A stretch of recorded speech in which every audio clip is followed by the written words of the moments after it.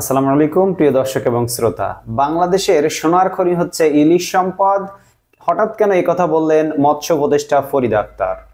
অন্তর্বর্তীকালীন সরকারের মৎস্য ও প্রাণী সম্পদ মন্ত্রণালয়ের উপদেষ্টা ফরিদ আক্তার বলেছেন, বাংলাদেশের সোনার খনি হচ্ছে বাংলাদেশের ইলিশ সম্পদ।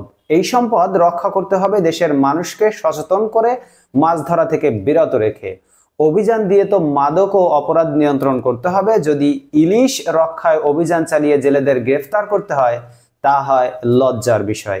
শনিবার 5 অক্টোবর বেলা 11:30টার সময় মা ইলিশ সংরক্ষণ অভিযান 2024 উপলক্ষে জেলেসহ বিভিন্ন পর্যায়ের স্টেক হোল্ডারদের নিয়ে মৎস্য অধিদপ্তরের আয়োজনে শরীয়তপুরের নড়িয়া উপজেলার সুরেশ্বর লঞ্চ ঘাটে অনুষ্ঠিত জনসচেতনতা সভায় প্রধান অতিথির বক্তব্যে এসব কথা বলেন তিনি। ফরিদ আক্তার বলেন, 13 অক্টোবর থেকে 3 নভেম্বর পর্যন্ত সকলকে শরীয়তপুরের পদ্মার অভয় আশ্রমে মাছ ধরা থেকে, ইলিশ বিক্রি করা থেকে বিরত থাকার আহ্বান জানান। তিনি সুরেশ্বর মাছ ঘাটকে মৎস্য অবতরণ কেন্দ্র হিসেবে গড়ে তোলার ঘোষণা দেন।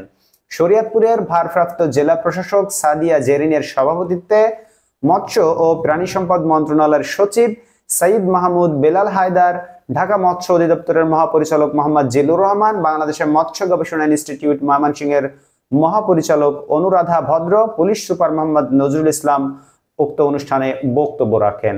শরীয়তপুরের পদ্মা নদীর জেলে ও জনপ্রতিনিধি ও স্থানীয় গণ্যমান্য ব্যক্তিরা উপস্থিত ছিলেন। সেই অনুষ্ঠানে শরীয়তপুরের জেলেদের পুনর্বাসনের জন্য 14,100 মেট্রিক টন চাল বিতরণ করা হবে। প্রিয় দর্শক এবং শ্রোতা, আপনারা সকলেই জানেন, বছরের একটি নির্দিষ্ট সময়ে ইলিশ মাছকে সংরক্ষণ করতে, ইলিশ মাছ ধরতে নিষেধ করা হয় জেলেদের, এবং সেই সময় জেলেদের কিন্তু সরকার থেকে ত্রাণ বিতরণ করা হয়, সরকার থেকে তাদেরকে চাল দেওয়া হয়। এটি বাংলাদেশের সব জায়গায় এটি করা হয়, যেমন করা হয় চাঁদপুরে এবং বরিশালে, এবং পদ্মার ক্ষেত্রে ঠিক একই রকম।